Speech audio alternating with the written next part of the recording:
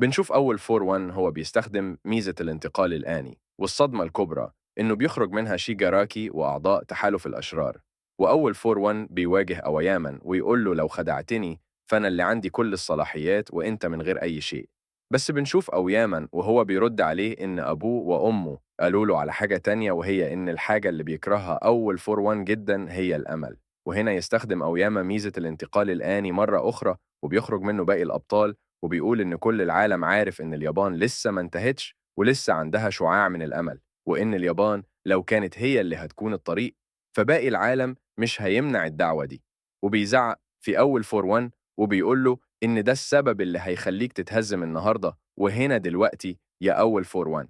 بس قبل كل ده ما يحصل بنرجع فلاش باك كده كام يوم، وبنعرف إن أول ميت والضابط كوتشي ومدير اليو اي راحوا للطلاب في المسكن الجديد بعد عودتهم من المهمة لمناقشة الخطة الرئيسية. وقال لهم أول مايت في الوقت ده إنه من المستبعد جدا إنهم يكونوا قادرين على تحديد موقع أول 4-1 حتى لو فضلوا يدوروا عليه بشكل مستمر. هنا بنشوف الطلاب بيحبطوا لأن ده نفس اللي قال لهم عليه باكوجو. ولما بيسألوا إن هل ده معناه إنه مستحيل يلاقوه، بيرد عليهم الضابط كاوتشي وبيقول لهم إن ده بالعكس، وإن ده بيمشي مع الخطة اللي حطها إيزوا بشكل ممتاز. وبيدخل أول مايت بحركة كاراتيه وبيقول لهم إنهم علشان ينجحوا في الخطة دي لازم عليهم يحمسوا أول 4-1 ويحسسوه بالأمان. فباكوجو بيستنتج استنتاج وهو إنهم يظهروا له إنهم خايفين. بس بنشوف كاوتشي وهو بيقول لهم إنهم حاطين في اعتبارهم إن أول 4-1 بيمتلك ميزة البحث، وإنه ممكن يقدر يراقب تحركاتهم، وإن كل اللي عملوه من بعد عودة ميدوريا مخلي أول 4-1 واللي معاه فاكرين إن الأبطال مرهقين وخايفين.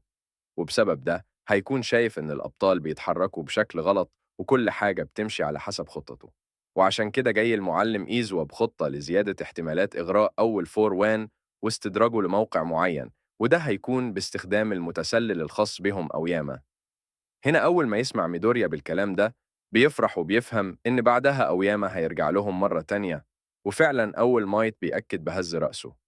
بنشوف باقي الأطفال وهم خايفين، والبنت دي بتفكرهم إن أول 4-1 هيموت أهل أوياما لو عصوه، وإنه أكيد عنده طريقة بيقدر يعرف بيها لو كان الشخص اللي بيكلمه صادق ولا كذاب. وبتفكر في كلام أبو أوياما وأمه إنهم بيتواصلوا مع أول 4-1 إلا بالمكالمات الصوتية مش بالرسائل المكتوبة. والغريب إن أول 4-1 مش بيتحقق نهائي بعدها من صحة المعلومات اللي بتجيله، كأنه متأكد إذا كانت صح ولا لأ. وما نقدرش نمنع إنه عنده قدرة بتقدر تعرفه ويقدر يستشعر بالترددات الصوتية. وهنا بيكمل أول مايت إنه مش هيقدر يكتشف الكذب في الكلام اللي بيتقال بفضل شخص معين، واللي زي ما اتفاجئنا قبل كده إن الشخص ده هيكون هو الطالب شينسو اللي بيدخل وبيسلم عليهم. وأول ما بيدخل بنشوف كل الطلاب بيفرحوا جدا لأنهم بعد فترة طويلة شافوه أخيرا، وبيفضلوا يسألوا شوية عن قدراته وكده. فبنشوف شينسو وهو بيقول لهم إن حصلت حاجات الفترة اللي فاتت دي، وقرر إنه يتدرب بجد علشان يقدر يساعد مع الجميع. وبيديهم نظرة جدية كده وبيقول لهم إن علشان السبب ده قدر إنه يتجاوز حدوده وميزاته من خلال التدريب، وإنه ما كانش متوقع إنه هيتم استخدامها في وقت زي ده. وإن ميزة شينسو هي غسل الدماغ، فهيكون دوره في الخطة هي غسل دماغ أوياما وعيلته ويخليهم يتكلموا مع أول 4-1. ووقتها مش هيقدر يعرف نواياهم لأنهم هيكونوا بيتكلموا بجدية. هنا بينبهر الطلاب من الموضوع، ولما بيقول لهم المدير إن اللي ضرب شينسو هي أوزو فومبر بايزو، بس بيتكلم تكاتي وبينهي فرحتهم وبيقول لهم إن المشكلة هي إنهم هيعملوا إيه بعد ما يستدرجوا أول 4-1، وإن القضاء عليه واللي معاه مرة واحدة حاجة مش منطقية. بس بيتكلم توكويامي وبينهي فرحتهم تاني، وبيقول لهم إنه حتى لو قدروا يجمعوا كل الأبطال في الموقع المحدد للكمين في الخطة فأكيد أول 4-1 واللي معاه هيكتشفوا ده. هنا أول مايت بيدي نظرة كده وبيقول له: ما تقلقش لأن مش هيكون حد موجود علشان يلاحظه أصلا. وعشان نفهم كلام أول مايت بنروح للمعلم إيزو اللي واقف قدام الشرير التابع لأول 4-1 اللي اسمه كورو، وبيشوفه بيكلم شخص كده وبيطلب منه حاجة، وبيقول له إن ده طلب من أول مايت. وبيقول له كمان إن البطل اللي الشخص اللي بيكلم عنه إيزو ده هيكون أهم خطوة في المعركة، وبيسأله هل هيقدر يعملها ولا لأ. وهنا بنكتشف إن الشخص اللي بيتكلم عنه هو طالب مينوما اللي بيقدر يستنسخ أي ميزة. وبنعرف إن طلب إيزو منه هو استخدام ميزة كورو اللي هي الانتقال الآني خلال المعركة. بيكون منومة شايف إن دي حاجة صعبة يتقنها خلال أيام، بس بنشوف إيزوا وهو شكله لسه حزين، لأن زي ما إحنا عارفين كورو جيري كان أحد أهم أصدقائه في الماضي. وبيقول إيزو إن صوته مش بيوصل له، وإنه كمان مش عارف هل هو لسه بيكون صديقه فعلا ولا نفس الشرير التابع لعدوهم.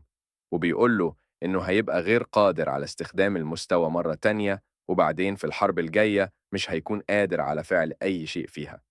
هنا بنشوف مينوما بيتأثر جدا بكلامه، وبيقول له إنه سمع إنه لولا وجوده هنا كان حصل هنا دمار شامل.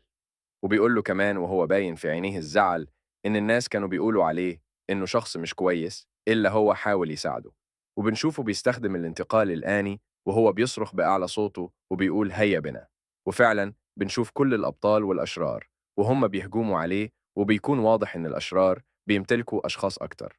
وفي اللحظة دي بيكون أول مايت شايف كل اللي بيحصل من خلال الكاميرات، وبيكون شايف إن أول فور وان جاب معاه جيش كامل زي ما كانوا متوقعين. وبيقول له كمان إن طول ما وان فور أول خلاص بقت قدامه. وبنرجع مرة تانية للمعركة اللي بنشوف فيها شيجاراكي وهو بيقرر إنه يستخدم ميزة الانحلال كالعادة، ولكنه الغريب إنها مش بتتفعل وده بيصدمه. فبنشوف كمان دابي وهو بيعدي من قدامه وبيبدأ الهجوم على إنديفر، وبيقول له إنه ما كانش متوقع يقابله هنا، وبيكلمه بطريقة ساخرة: والدي العزيز كيف حالك يا إنديفر؟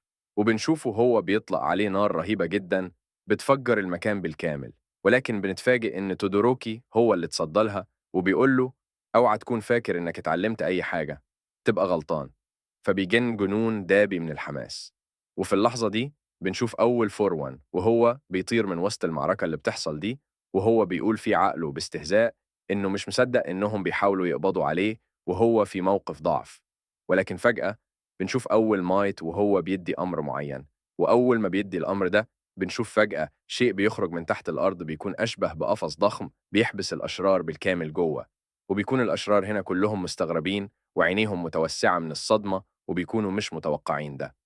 وفي اللحظة الحرجة دي لما كان أول مايت بيتكلم بثقة عن نجاح الخطة، بنشوف شخص مش بيوضح هويته وبيستخدم شاء شبه الحبل. والصدمة الكبرى بتكون لما بنشوف ميدوريا بيتم سحبه فجأة داخل بوابة كبيرة بوسطه الحبل ده. في اللحظة دي بنشوف أول مايت وهو بيتواصل مع البطل المصنف فات غام، وبيقول له بصوت جدي إن الوقت قد حان للتحرك وإنه تم القبض على الأشرار عند البوابة. وبنشوف كوروجيري وهو بيقول لهم إن الانتقال الآني في اللحظة دي مش هيشتغل كويس. وفي الوقت الحاسم ده بنشوف أول مايت وهو بيتحدث مع الأبطال الآخرين، بيستفسروا منه إذا كان صحيح إنه خلى ميدوريا اللي بيمتلك الوان فور أول يواجه شيجاراكي. بيرد عليهم أول مايت بثقة: أيوة، ده كان أفضل قرار بالنسبة لينا. ميدوريا هو الأنسب لمواجهة شيجاراكي، وأنا واثق إنه هيقدر يفوز في القتال ده. بيكمل أول مايت كلامه ويقول إنه سابتو دوروكي الأخ الأصغر يواجه أخوه الكبير دابي علشان ينهي الفوضى اللي عملها. في اللحظة دي بنشوف نظرات التحدي بين تودوروكي ودابي وكل واحد فيهم مستعد للقتال. ننتقل لمبنى اليو اي وبنفاجأ إن الأبطال وصلوا بيهم الجنون إنهم يخلوا المبنى يطير في الهواء بشكل كبير جدا.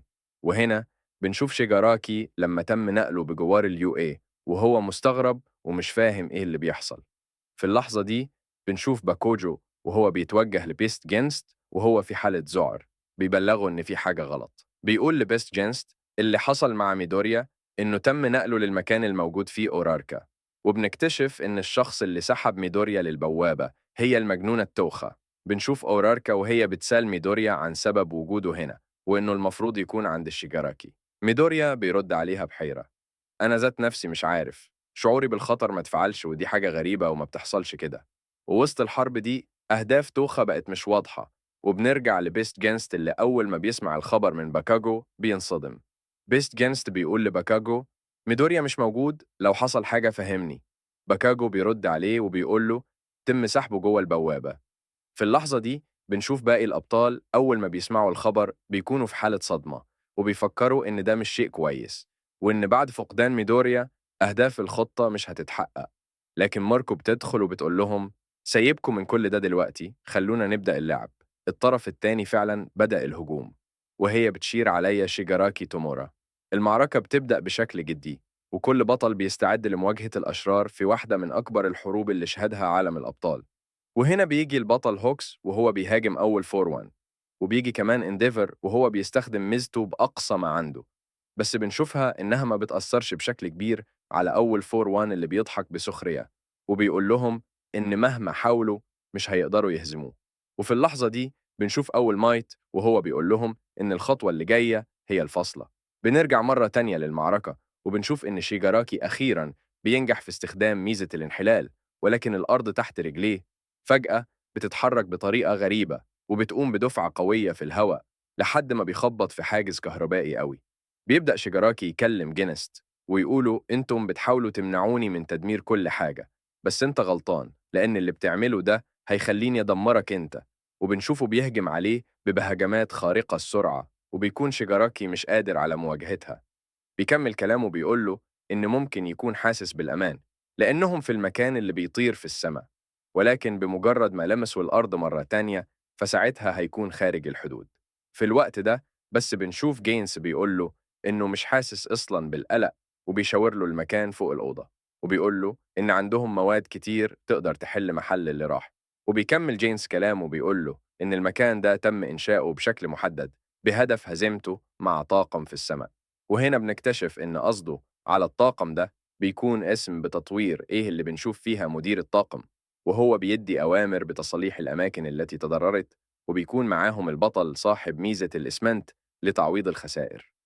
وبنشوف كمان هاتسوني وهي بتطلب من شخص يديها قطع، وبنشوف إن الشخص ده بيكون مومو اللي بقى معاهم في الاسم. وبيكمل جينست كلامه إنهم بعد ما إدراكوا هجماته طويلة المدى وسرعته في المواجهة، فكان ده تحدي كبير إننا نلاقي طريقة نتعامل بيها معاك ونلاقي طريقة عشان نهزمه. واللي خلى الطريق دي حاجة ممكنة كانت بنت عمرها 16 سنة وهي هاتسوني، وده كان بالإضافة لنظام الإخلاء اللي صممه رئيس اليو اي. فجت هاتسوني بطريقة علشان تتمم بيها كل حاجة، وهي إنهم يقسموا الأرض لقطع صغيرة ويخلوها كأنها طايرة بدون طيار. وكانت مومو هي كمان ليها دور لأن بفضل إنتاجها للقطع المطلوبة ساعدت على تغطية نقص المواد. ويذكر كمان جينست إن هو والأبطال ما كانوش بيناموا غير وقت قليل جدا وساعات من العمل المتواصل. وبيقدر شيجاراكي يفعل ميزة غريبة وده بيصدم الكل. وفي اللحظة دي بتكون ماركو بتهجم عليه وبيحاول باكاجو ويحذرها. وهنا بيقول إيزا إنه أول مرة يشوف الشيء ده وحاسس إن شيجاراكي بقى مختلف تماماً عن آخر مرة هو شافه فيها. وبيكون شيجاراكي خلاص بيستخدم الميزة الغريبة دي وحرفياً بيقدر بيها يهزم ماركو بالكامل. وبنشوفه بيقول لايزا بنظرة غرور وكبرياء كانت فاكرك إنك هتكون جامد في المعركة دي، بس للأسف حطمت كل توقعاتي.